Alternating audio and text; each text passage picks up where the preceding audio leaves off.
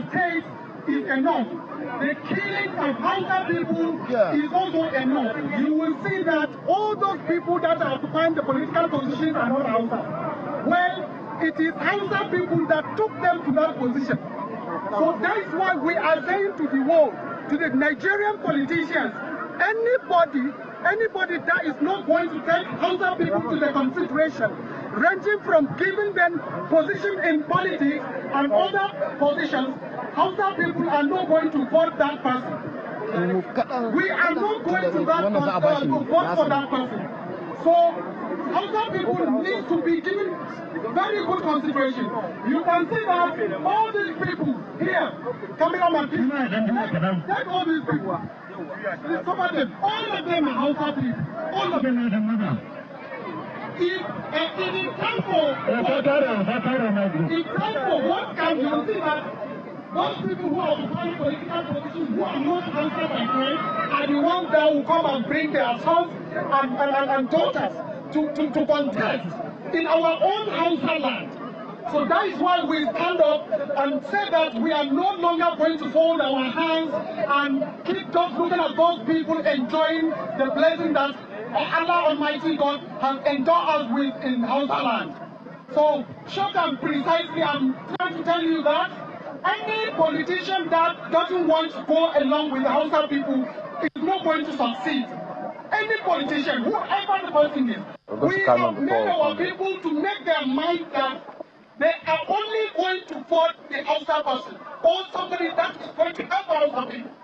Well, clearly, the concerns are mounting across parts of northern Nigeria following a wave of protests by Hausa youth groups and community leaders, driven by worsening insecurity, banditry, and deadly attacks on rural communities, in what many observers describe as a significant shift. Some of these protests are also reflecting growing tensions within the long-standing Hausa-Fulani relationship, with calls for political realignment and stronger protection for affected communities. Well, joining us now from our Kano studio to discuss these developments is Jibril Ismail, is the chairman, Voice of Indigenous Hausa. Good morning, and thank you for joining us on the program today. Good morning, sir. So, could you tell us, what is this all about, really? Well, what we are asking for is Hausa people are the ones who have are the most populous ethnic group in Nigeria, but we look at the people that are occupying the political positions, you will see that you can hardly find a Hausa man among them. And insecurity that is happening, that is ravaging the country, you will see that most of the affected people are the Hausa people. The communities that have been destroyed and people propelled out of their communities, all of them, you see that 99.5% or 99.9% are the Hausa people.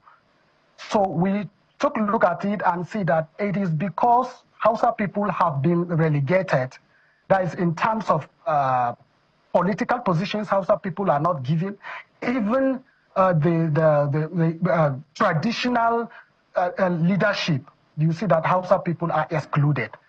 And that really helped in the subjugation of Hausa people and making them into a poverty, gross poverty. So we are now coming out and say that we want Hausa people to lead. If Hausa man is the one that is leading in these states, and somebody that has Hausa consciousness will have to think that it is because the Hausa people are not the ones who are ruling. That is why we are having all this problem of insecurity and so on. Well, I know you may have heard this question before, but I'm going to put it to you again. Why is it taking this long for this to happen, this conversation? Sorry? Why did it take you this long to begin to speak up? Well, we have been told that we and Fulanis are brothers. That is in religion, and Islam, that is Islamic religion. But later we came to realize that everything that will come for somebody that for development, you see that that thing will directly go to the Fulani side. It will not come to the Hausa people side. That is why. So because of that religion, and maybe they are using the religion as a manipulating tool. So that religion that they are using is the one that made us silent. But now that we are tired of the subjugation, that we have no choice than to come out and start speaking out. Well, you have people who will say, what are you talking about? Hausa Fulani, you people are one. You've intermarried, you live together, and everybody thinks that you're all one and same. So how come this narrative is not the same right now? Well, actually, we wanted the relationship to keep going. But because of the marginalization that we are seeing against our race, that is why we say we have to speak up. And the talk of saying that Hausa people have intermarried with Fulani, that is why they are now one. No, we are not one. We wanted to be one, but because they are segregating us, so we are no longer ones actually. Because if we are one, Hausa people too supposed to be seen occupying political positions. So it is because to them we are not one. That is why they are not allowing us to even let me take for instance in kind of my states. You cannot see you can hardly see a government official that is a political appointee that is Hausa. There are Hausas, but they are very, very few. And so with that equity, we need equity, you know, so that our power will be the same. But when maybe in this crisis of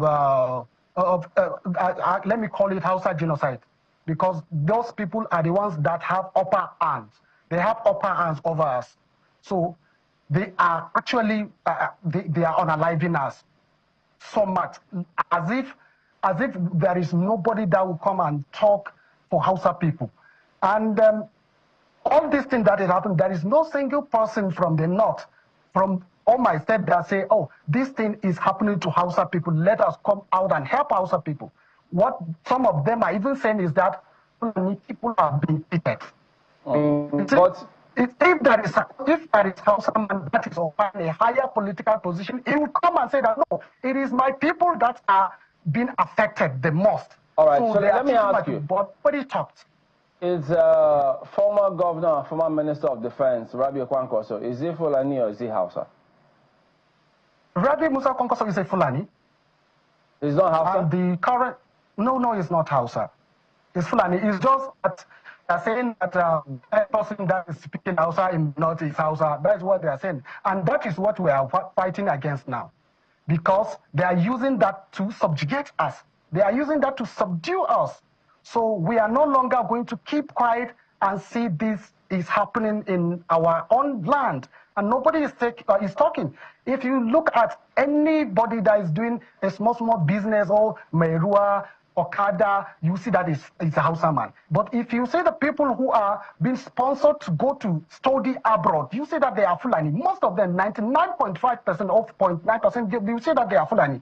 It is because every offer or every opportunity will come from to the federal to the state government, and the state government, what he will do is to disperse that among his cabinets, and his cabinets are Fulani, and they will also disperse it to their families, and those their families are Fulani. So Hausa people will not get anything.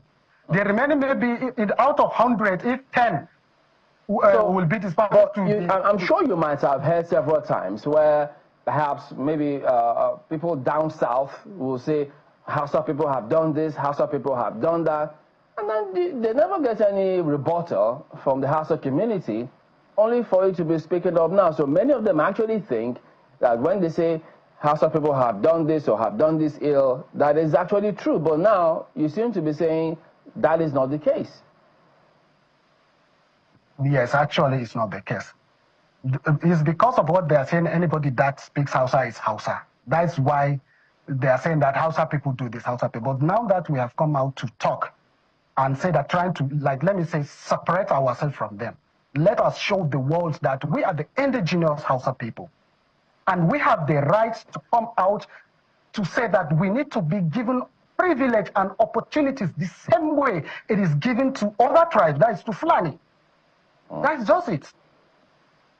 All right, but I'm sure there are lots of people listening to you saying, what's going on that day? They'll be a little surprised at some of the submissions you're making here this morning. But how do people know that this group, this indigenous Hausa group you're speaking about, are not just young people who are exuberant? I mean, is this a cross-board? Because you have Hausa Christians, Hausa Muslims, Fulani Christians, Fulani Muslims. So how are you supposed to manage all of this? Well, actually, we have elders. Amongst you? Yes, we have our intellectual elders, professors among us. We have them. So they are the ones, they guide us. Anything that we will do, which will go out of, let me say, out of hand, they will come us and hold us in order.